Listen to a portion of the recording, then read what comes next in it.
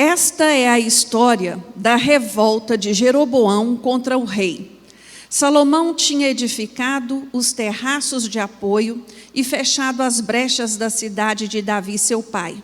Ora, Jeroboão era homem valente e capaz, e vendo Salomão que o jovem era trabalhador, colocou-o sobre toda a carga da tribo de José. Por esse tempo, saindo Jeroboão de Jerusalém, encontrou o profeta Aías, o silonita, no caminho. Este usava uma capa nova. Os dois estavam sós no campo.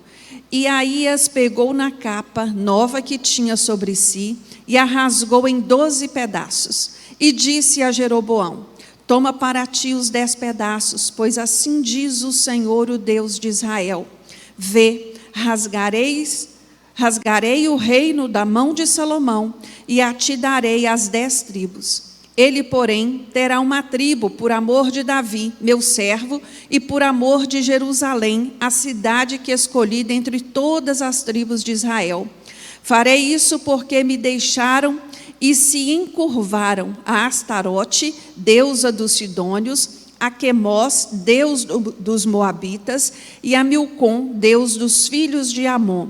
Não andaram nos meus caminhos para fazerem o que é reto aos meus olhos, nem guardaram os meus estatutos e os meus juízos, como fez Davi, seu pai. Não tomarei, porém, da sua mão o reino todo. Eu o deixarei governar durante todos os dias da sua vida, por amor de Davi, meu servo, a quem escolhi, o qual guardou os meus mandamentos e os meus estatutos. Da mão de seu filho, contudo, tomarei o reino, a saber, as 10 tribos, e as darei a ti. A seu filho darei uma tribo, para que Davi, meu servo, sempre tenha uma lâmpada de mim em Jerusalém, diante de mim em Jerusalém, a cidade que escolhi para ali pôr o meu nome. Todavia, quanto a ti, eu te tomarei e reinarás sobre tudo o que desejar a tua alma. Será reis sobre Israel. Se ouvires tudo o que eu te ordenar, e andares nos meus caminhos, e fizeres o que é reto aos meus olhos, guardando os meus estatutos e os meus mandamentos, como fez Davi, meu servo, eu serei contigo e te edificarei uma dinastia firme, como edifiquei Davi, e te darei Israel. Afligirei a descendência de Davi por causa disso, mas não para sempre. Salomão procurou matar a Jeroboão, mas este se levantou e fugiu para o Egito, para com o rei Sisaque, e ali permaneceu até que Salomão morreu. Vamos fechar os nossos olhos por um instante. Vamos pedir ao Senhor que nos ajude, que nos dê o entendimento daquilo que Ele deseja falar conosco nesta manhã. Senhor meu Deus, nosso Pai, nós te louvamos, nós te bendizemos por esta manhã tão preciosa, por esse tempo tão gostoso na tua presença, por este tempo de louvor, por este tempo de gratidão. Quanta coisa linda o Senhor tem feito no nosso meio, e o nosso coração é grato, Deus. Nesta hora, Senhor, eu quero te pedir, tenha misericórdia de nós.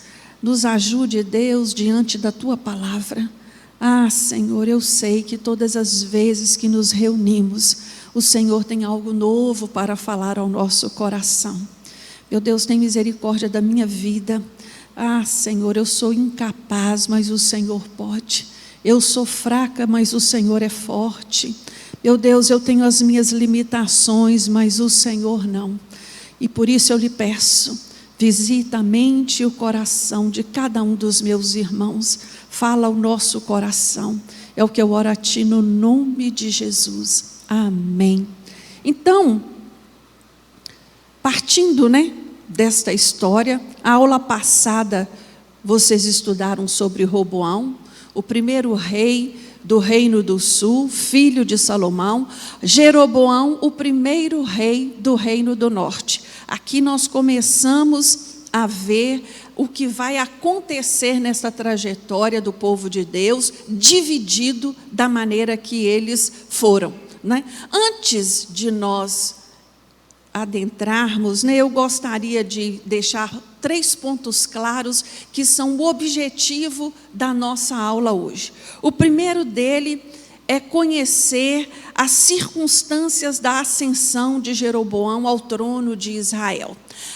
Quando lemos a história, parece que Jeroboão se rebelou contra Roboão.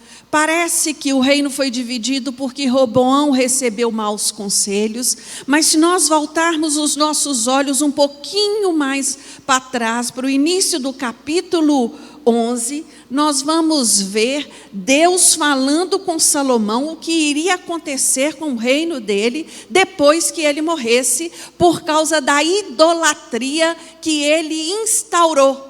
Ele aceitou. Nós sabemos que Salomão casou-se com mais de 1000 mulheres de todas as regiões, de todas as nações, e ele foi cedendo ao pedido delas. Elas queriam levantar um altar a um determinado Deus, e ele foi deixando, e isso foi acontecendo. Não é? Então, quando nós, lá no capítulo 11, no versículo 11, Deus vai dizer a Salomão assim: já que houve isso em ti, que não guardaste a minha aliança e os meus estatutos que te ordenei, certamente rasgarei de ti este reino. Então Salomão já sabia o que iria acontecer, né? Nós precisamos compreender também que, apesar de Deus ter permitido esta divisão, essa história não estava ao léu. Estava debaixo do controle de Deus. E Deus mandou para aquele reino do norte inúmeros profetas para corrigir aquelas pessoas, para ajustar o caminho daquelas pessoas. Entre estes profetas, Elias. Quem é que Elias confrontou, irmãos, que era rei do norte? Acabe. Vocês se lembram daquele evento lá no Monte Carmelo? Elias, sucessor de Elias, Eliseu, Amós, Oséias, homens de Deus, usados por Deus para confrontar os governantes e o povo, né? Outra coisa, outro princípio que nós devemos ter ao estudar esta história: qual é a aplicação, quais são as verdades espirituais desse estudo para a minha vida? Como eu disse de início, nós não estamos aqui apenas para estudar um fato histórico, mas para entender os erros cometidos naquele tempo, quais as implicações que isso tem para a minha vida hoje. Eu queria fazer assim, bem rapidinho, uma retrospectiva para nós entendermos aonde nós chegamos, em que momento da história do povo de Israel que nós estamos. Deus chamou Abraão, vocês se lembram? Lá na cidade de Terá, separa Abraão, forma ali uma família. A história vai evoluindo, esta família vai crescendo. Quando acontece deles irem para o Egito, ficaram ali no Egito aproximadamente 400 anos. Chega no Egito uma família em média de 70, 80 pessoas, sai do Egito para o Êxodo uma nação. O tempo que eles ficaram ali, eles foram crescendo, se multiplicando, e sai dali do Egito para o Êxodo uma nação. Moisés lidera este povo durante 40 anos no deserto. Moisés morre, quem assume o lugar de Moisés é Josué. Josué leva 7 anos para alcançar e avançar na cidade, na terra prometida. Ali são divididos as tribos, não é? Com a morte de Josué, inaugura-se o período de Juízes. O período de Juízes vai durar 300 anos, mais ou menos. A Bíblia diz nesse período que o povo era assim, cada um andava do jeito que quisesse. Quando ficavam dominados pelos inimigos, sofrendo sem liberdade, se humilhavam diante de Deus, pedia perdão e Deus levantava um libertador. Este período de 300 anos foi assim, até que eles pedem um rei. Qual foi o rei que eles pediram? e Deus manda Davi. Davi governa por 40 anos. Depois Deus unge Saul, desculpa, o primeiro rei. Saul governa por 40 anos. Saul sai dos caminhos do Senhor, desagrada a Deus, Deus levanta Davi. Davi governa por 40 anos. Depois, Davi morre, quem assume o trono, seu filho Salomão. O período do reinado de Salomão foi o período de maior extensão territorial, de maior prosperidade que aquele povo viveu até os dias de hoje. Só que, como eu disse, por influências, Salomão foi se afastando de Deus e permitindo certas aberrações no meio do povo. Então, nós vamos ver, a partir do reino de Jeroboão, tudo o que acontece ali e como o povo recebe aquilo sem nenhum questionamento, porque já está acostumado, influenciado pela idolatria. Depois de 120 anos de reino unificado, nós chegamos neste momento aqui, a divisão das tribos. 10 tribos, reino do norte, 2 tribos, reino do sul. Dito isso, para entendermos a governança de Jeroboão, nós temos que entender também quem é este homem, né? Pelo que nós lemos aqui, no texto que acabamos de ler do capítulo 11, Jeroboão não era qualquer um. Era um homem que trazia consigo características que chamaram a atenção de Salomão. Ele era um homem de liderança, era um homem de coragem, era um homem forte. E ele estava à frente dos trabalhos braçais, dos trabalhos forçados que o governo de Salomão tinha. Era ele que cuidava, né, destas coisas. Era ele que estava à frente. E Jeroboão recebe uma profecia que Salomão fica sabendo. Fica sabendo da profecia que foi dada a ele. Qual foi a atitude de Salomão? Mandar matá-lo, para evitar que aquilo viesse a acontecer. Irmãos, eu fico pensando como nós, seres humanos, somos tão medíocres diante de Deus. Aonde Salomão acreditou que matando Jeroboão, a palavra lançada por Deus seria anulada. Ele poderia ter sido bem-sucedido em matar Jeroboão? Poderia, até poderia, mas Deus levantaria outro.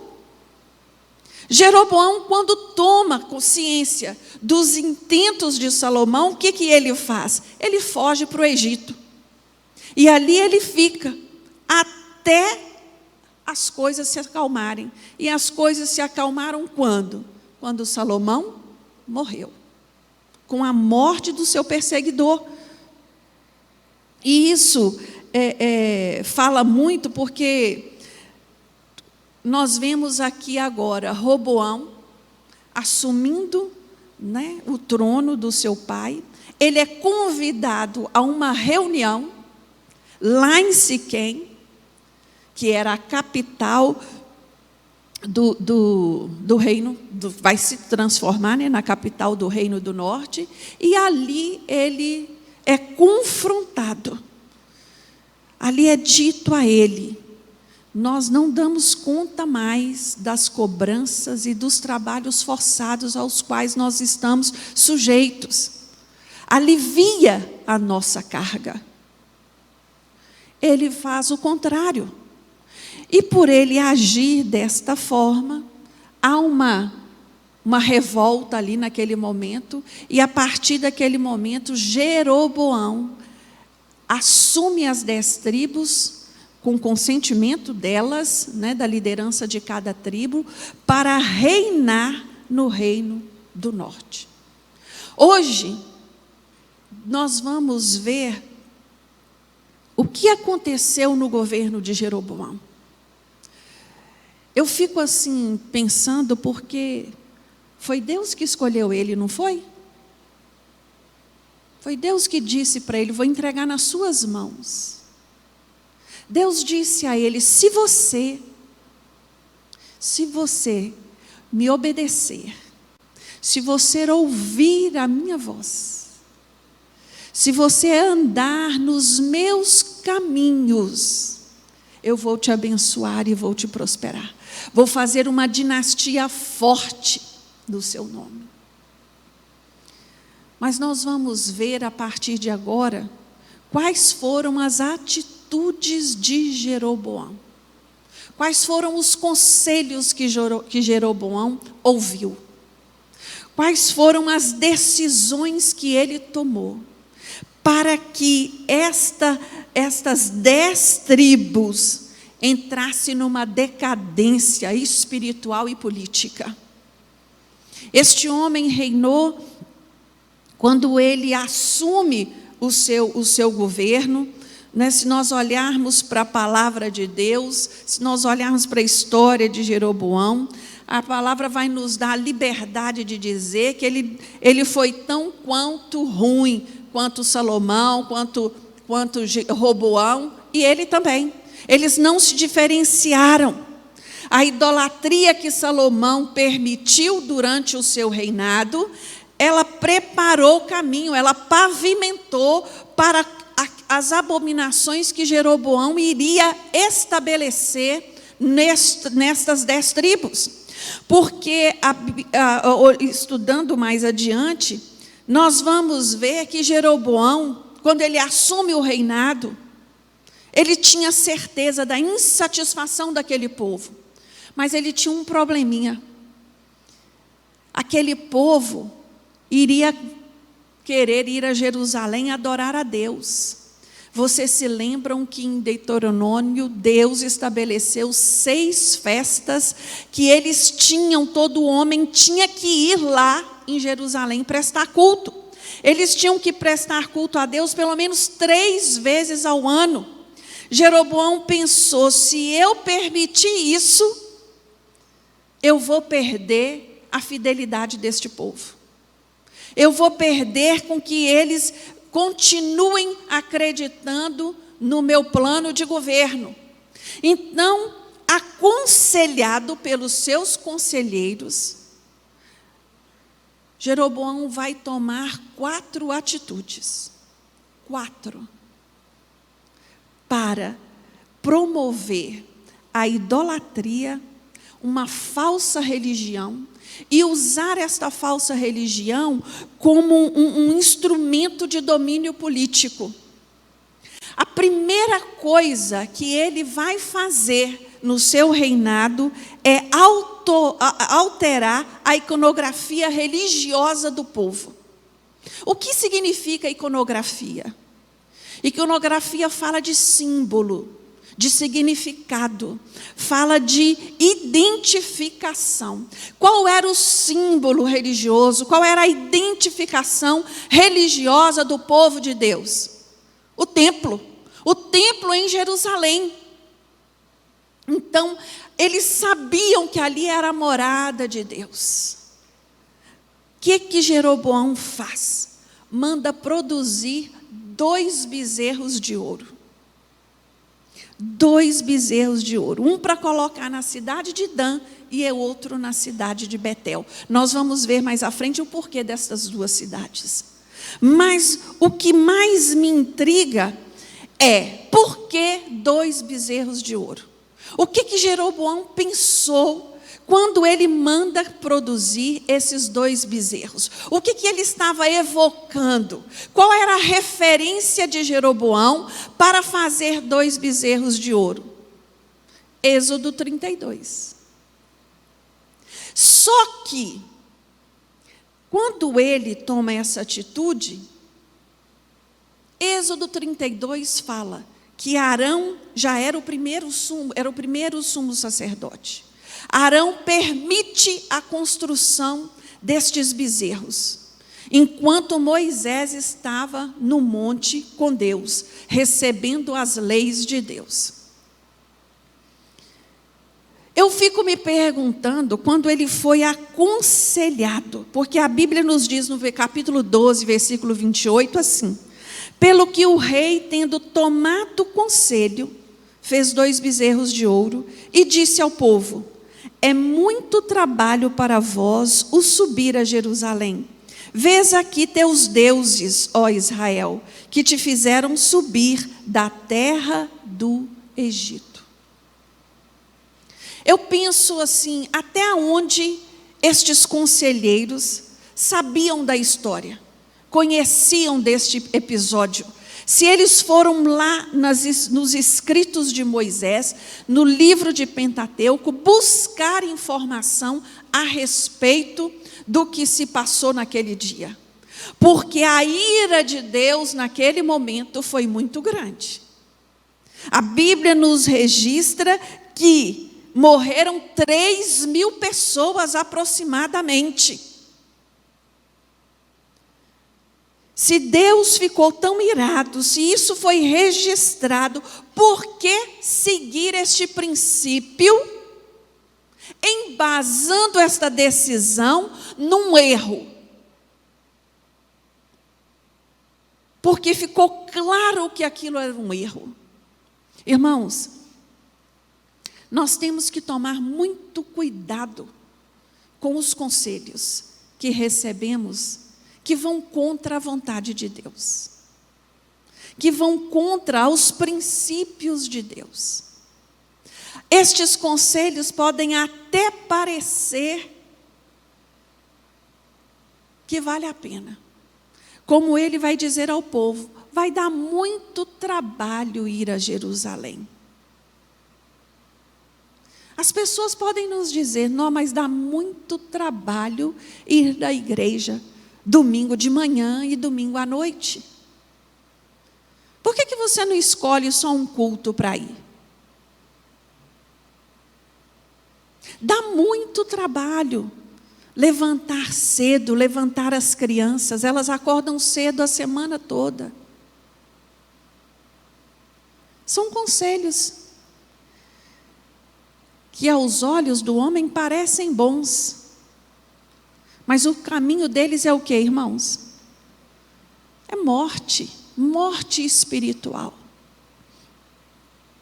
Aqui, o conselho de Jeroboão para o povo era: dá muito trabalho, mas esse povo não é inocente, irmãos.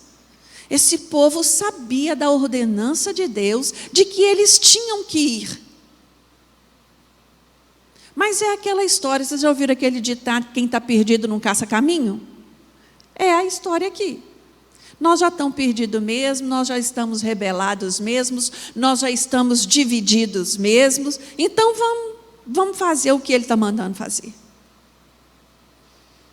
A segunda frente de Jeroboão foi instituir novo local para culto. E ele vai instituir 2, como eu disse no início. Ele institui Dan e Betel. Betel ficava a 16 quilômetros ao norte de Jerusalém, na rota principal. Todos que viessem do norte para ir a Jerusalém passavam por Betel. E ali, ele cria ali um local estratégico e coloca esse bezerro ali. Para que aquele que estivesse sentido no seu coração, eu vou a Jerusalém, chegasse a Betel e falasse: não vou parar por aqui mesmo, vou prestar meu culto é aqui mesmo e voltar daqui. Essa foi a sugestão. Eles poderiam parar ali da viagem, descansar e, ao invés de ir para Jerusalém, prestar o seu culto convenientemente naquele local que foi estabelecido para isso. Parece conveniente? Parece, né? Nós não estamos abandonando Deus. Nós estamos fazendo aquilo que nos foi dito para fazer. Irmãos, este princípio que Jeroboão estabelece chama muito a atenção no meu coração, porque Nós não podemos deixar que ninguém nos convença a deixar de fazer o certo para fazer aquilo que não vale a pena. Fazer a vontade de Deus, irmãos, exige esforço, exige tempo, exige custo, exige energia, exige reputação, exige recurso. Não pense que servir a Deus é de qualquer jeito. Não é. O Senhor exige de mim e de você esforço. Não deixe que ninguém te convença do contrário. Quando você puder, você vai. Quando você tiver disponibilidade, você faça. Quando você sentir vontade. Não. Todos nós que confessamos Jesus como nosso Senhor e Salvador, nós temos deveres com Deus.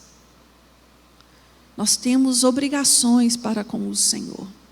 E aquilo que foi dado a mim para fazer, Deus não vai fazer por mim. Então, aqui neste momento, foi instruído, mas ninguém foi vigiado com guardas. Havia uma escolha, havia uma decisão a ser tomada. Mas foi tomada a decisão mais fácil, mais cômoda. Dan ficava ao norte, muito distante de Jerusalém. Então aquele povo que morava ao norte não precisava se deslocar até Jerusalém como era feito anteriormente. Iriam lá adorar aquele Deus, aquele bezerro, e ficava por isso mesmo. Jeroboão fez isso tudo pensado. Quebrar a fé, quebrar o compromisso, quebrar. Porque quanto mais distante ficamos de Deus, mais suscetíveis estamos a qualquer vento de doutrina. Quanto mais frios espiritualmente, mais suscetível estamos, principalmente nos dias de hoje. Principalmente. Tem pessoas se alimentando muito pela internet, com água suja. Mas se alimenta por quê? Porque não foi alimentado ainda, não se deu lugar para ser alimentado com a verdade que liberta. Fica assim, um pé no mundo, um pé na igreja, um pé no mundo, um pé na igreja. E isso provoca danos, irmãos, danos irreparáveis. A terceira frente que este homem toma, contrariando toda a ordenança de Deus, foi o de constituir para ele sacerdote e levita. A Bíblia diz que os levitas que prestariam serviço ao templo, eles tinham que ser da tribo de Levi, e que os sacerdotes deveriam ser da descendência de Arão. Os levitas que estavam naquelas tribos do reino do norte, quando ficam sabendo do que Jeroboão estava fazendo, o que eles fazem? Todos, unanimemente, descem para o sul. Não compactuaram com aquilo, e o que acontece com aquele povo? Aquele povo fica entregue a uma apostasia. Até Jeroboão queima incenso no templo. Até ele se intitula sacerdote. E essa apostasia vai deixar essas 10 tribos numa situação tão terrível, que quando nós olhamos para a história do Reino do Norte, ela é trágica.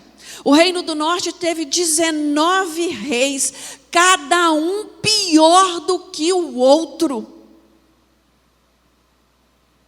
A decadência moral e espiritual, ela só foi evoluindo, ela só foi aumentando a cada reino. Isso foi algo tão sério que depois de 70 anos, uma população de quase 3 milhões de pessoas, só 7 mil eram fiéis a Deus.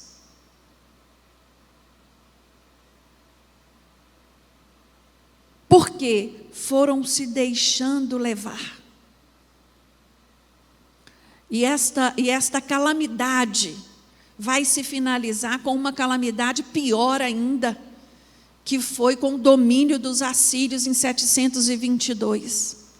Os assírios levam parte daquele povo cativo, traz outros povos para viverem ali, e ali surge o povo samaritano, que no tempo de Jesus era desprezado pelos judeus, porque os judeus os viam como um povo misto. É algo muito triste como um pecado desse vai levando a outro pecado, aquilo que a Bíblia nos fala, um abismo chama outro abismo. E para fechar as decisões religiosas que esse homem tomou, ele vai mudar o calendário festivo. As festas estabelecidas por Deus, ela tinha data. Ela tinha significado, ela tinha motivo. E para que o povo não sentisse saudade destas festas, ou vontade de ir lá, ele estabelece um novo calendário para o povo festejar. Era isso que Jeroboão tentou impedir com essas 4 atitudes, a peregrinação do povo a Jerusalém. Esse foi o desejo do coração dele. Irmãos, o templo aonde se prestava o culto, né, congregacional a Deus e tudo, era o que Satanás colocou no coração de Jeroboão para não fazer. Ninguém vai. Hoje, a luta de Satanás contra a igreja é a mesma. Ele cria inúmeras situações para que você e eu não venhamos ao culto, não venhamos à igreja. E isso acaba enfraquecendo a nossa vida, porque o culto congregacional, ele tem um peso de valor muito grande na nossa vida. Nós lemos a palavra de Deus em casa, nós estudamos a Bíblia, nós oramos, todo crente, pelo menos, eu acredito que o faça, né? Mas não é a mesma coisa quando estamos no templo, quando viemos à casa de Deus. Você concorda comigo que ler a Bíblia em casa é uma coisa, e estar na escola dominical, junto com meus irmãos, lendo e estudando, é outra? Completamente diferente. Você pode ter percebido que muitas igrejas, principalmente dos grandes centros, aboliram a escola dominical. O mesmo culto que acontece de manhã vai acontecer à tarde e vai acontecer à noite. Então o membro ele vai escolher o melhor horário para ele ir. Com isso, nós vamos enfraquecendo. Vamos nos enfraquecendo. Quando nós entendemos que o domingo pertence ao Senhor, que o meu compromisso é com a casa dele, é louvar o nome dele. Vir para a casa do Senhor é alegria, é privilégio, é prazeroso. Não tem a ver com essa obrigação, esse peso, não. E isso é especial para nós. Jeroboão roubou tudo isso deste povo e este povo aceitou, consentiu.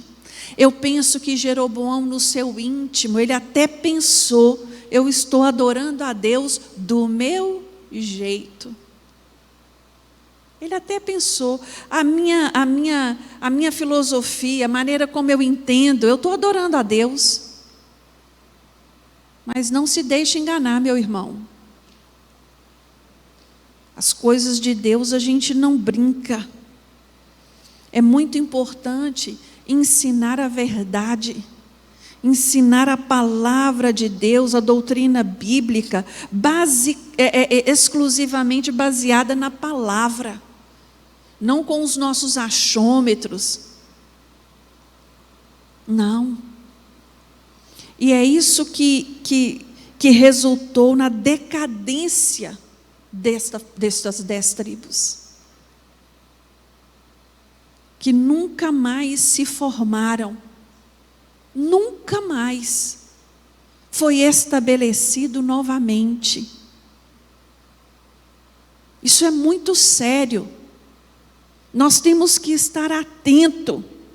Deus deu uma palavra e Ele cumpriu. Ele disse: vai ser dividido o reino, e o reino foi dividido. Só que Jeroboão perverteu a identidade do israelita. Ele perverteu com todas as atitudes que ele fez, com as modificações que ele fez, com aquilo que ele instituiu, né? Ele perverteu a linhagem sacerdotal. Ele mudou todas as coisas. E o Senhor não iria deixar isso, irmãos, por nada, de lado.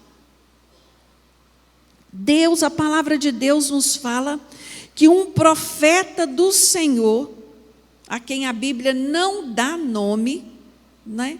Que um homem, só diz que era um homem de Deus, ao testemunhar a corrupção de Jeroboão, ao confrontá-lo, disse que viria ao mundo, da linhagem real de Davi, um homem que iria matar toda a descendência dele.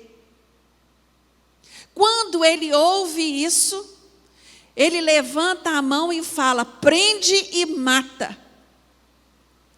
Quando ele dá a ordem para prender e matar, a Bíblia diz que a mão dele endureceu, o braço dele endureceu e não abaixava. Quer dizer, todo mundo ia ver, né? Já pensou você ficar com o braço assim para frente? E nada fazia aquele braço descer? Quando isso acontece, né? Quando as suas palavras de ordem são dadas, assim que ele levanta o braço para dar essa ordem, a Bíblia diz que o altar foi rachado ao meio. Altar rachado significa o quê, irmãos? Que Deus não estava naquele negócio. Era a rejeição de tudo que se passava ali. Rejeição daquela adoração, rejeição daquele culto, rejeição do que acontecia ali. Jeroboão ficou tão apavorado com o que ele viveu ali naquele momento, que ele pede ao profeta: intercede a Deus por mim. Intercede a Deus por mim. E a Bíblia nos vai dizer que este profeta orou a Deus, e por intervenção, né, pela oração do profeta, Deus curou o braço de Jeroboão. Quando o braço de Jeroboão foi curado, ele convida este homem de Deus a comer pão com ele, a sentar à mesa com ele. Quando este profeta, Deus chama ele para ir até lá confrontar Jeroboão, está lá no capítulo 13 do livro de 1 Reis, Deus orienta esse profeta: você não come nem bebe água enquanto você estiver lá, Você vai, faz o que você tem para fazer e volta. Não comungue, né, de nada daquele lugar. O que ele faz? Recusa o convite do rei. Por que ele recusa o convite do rei? Por que Jeroboão convida aquele homem para estar à mesa com ele? Porque se estivesse à mesa com ele, o que significaria era abonação, né? Eu concordo, eu abono o que você tem feito. Eu comungo desse princípio com você. Irmãos, é muito sério a mesa que nós sentamos. É muito sério, presta muita atenção nas mesas às quais você tem se assentado. Às vezes nós pensamos, não, isso não me afeta, não, isso não me contamina, não, isso não me prejudica. Cuidado! Cuidado com as mesas às quais você tem se assentado. Esse homem foi dito a ele, não faça. Aí o que acontece na história? Aparece um segundo profeta, a Bíblia diz que é um velho, que se identifica como profeta e convida o homem de Deus para ir comer na casa dele. E ele diz não, mas esse homem de Deus fala para ele, não, foi um anjo que me apareceu e falou que era para eu te convidar, que era para você ir. Ao invés de obedecer à ordem de Deus, ele acreditou num estranho que ele nunca viu na vida. E ele tomou aquilo como verdade. Irmãos, a Bíblia diz que ele ouviu a mentira do desconhecido, sentou na mesa do desconhecido, comeu com o desconhecido e perdeu a vida. E morreu. Tem muita gente preferindo escutar desconhecido do que escutar a voz do seu pastor, de escutar a palavra de Deus. Cuidado, cuidado pelos lugares aos quais você tem ido. Muito cuidado. A Bíblia vai nos falar dos últimos dias de Jeroboão. Foi dito a ele, lá no capítulo 4, no capítulo 14 de 1 Reis 14, além disso, o Senhor levantará um rei sobre Israel, que destruirá a família de Jeroboão.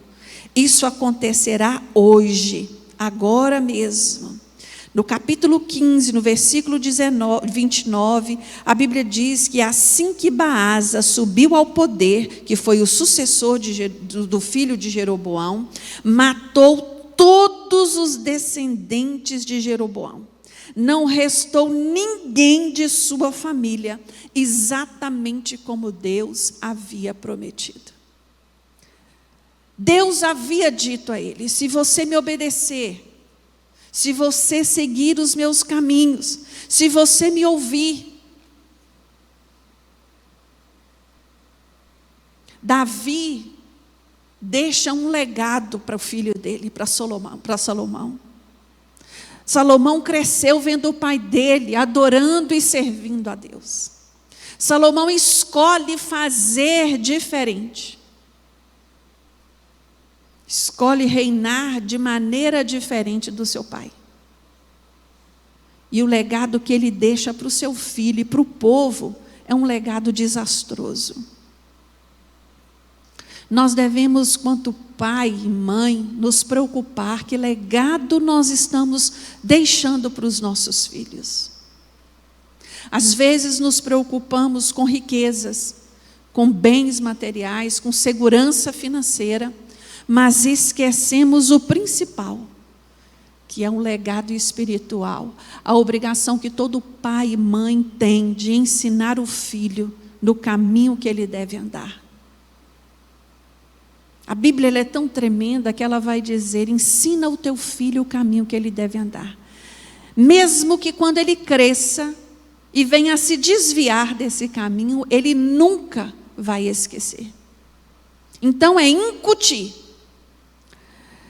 Dito isto, eu queria já partir para a nossa finalização, levantando algumas questões, alguns princípios do que aprendemos com a história de Jeroboão. O primeiro aprendizado que eu vejo neste relato é de que a desobediência raramente se deve à ignorância a respeito da vontade de Deus. O crente, quando desobedece, ele desobedece sabendo. Ele faz sabendo. A desobediência, ela é mais um resultado do egoísmo obstinado do homem do que qualquer outra coisa. A Bíblia está repleta de homens que receberam a direção de Deus e ainda assim resolveram seguir seu próprio caminho, seu próprio desejo. Jeroboão exemplifica isso repetitivamente. Ele recebe a palavra de Deus, mas ele escolhe outro caminho. Ele recebe a cura de Deus, mas no seu coração ele quer o quê? Estabelecer o seu poder, a sua autoridade. Ele quer ser líder político, ele quer ser líder espiritual desse povo, ele quer transgredir a religião para que tudo combinasse com o seu estilo de vida. Irmãos, não espere que Deus abençoe quem faz o que Ele diz para não fazer. Não se engane. A segunda lição que nós aprendemos aqui é que não consintamos que interesses pessoais deturpem os intentos divinos.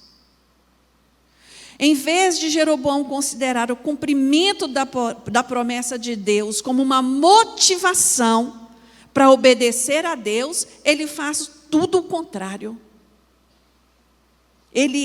Todas as suas atitudes, todas as suas medidas, o afastou cada vez mais de Deus. Ele não se preocupou em agradar a Deus. E aquele povo, a mesma coisa. Eu aprendo aqui, irmãos, que eu não posso esperar que Deus faça o que cabe a mim a fazer. O que cabe a mim a fazer é o quê? Obedecer a palavra de Deus, me preocupar com os interesses de Deus, aquilo que o Senhor tem falado comigo, aquilo que o Senhor tem me chamado.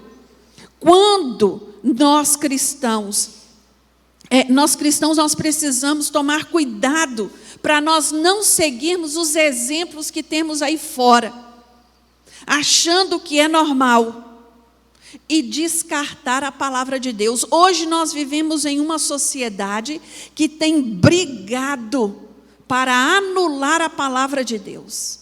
E nós temos visto o caminho que essa sociedade tem tomado.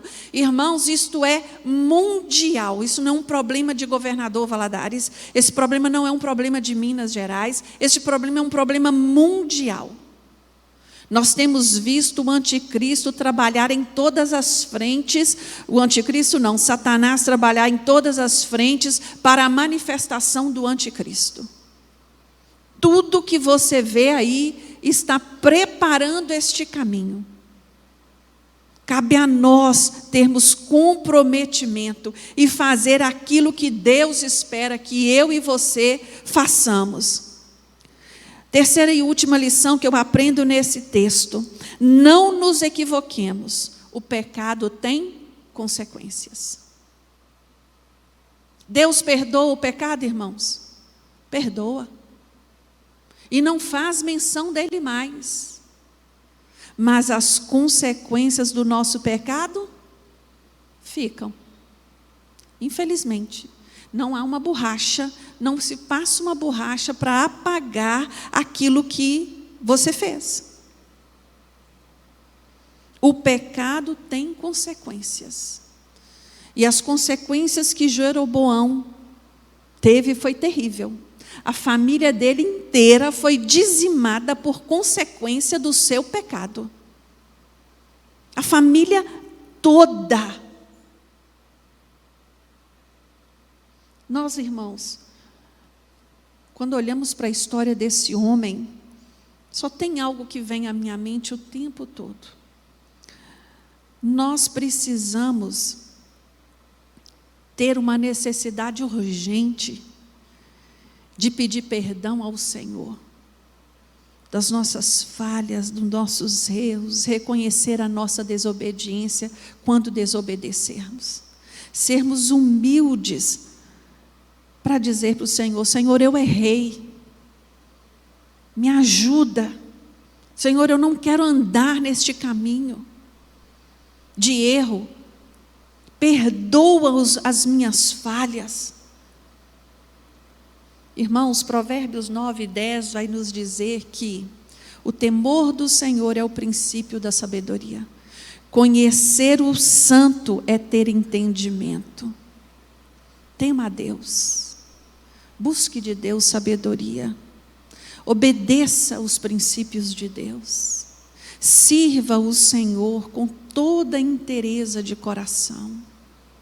Não se deixe enganar, não se deixe levar por nenhum vento, por conselhos que não provêm da palavra de Deus.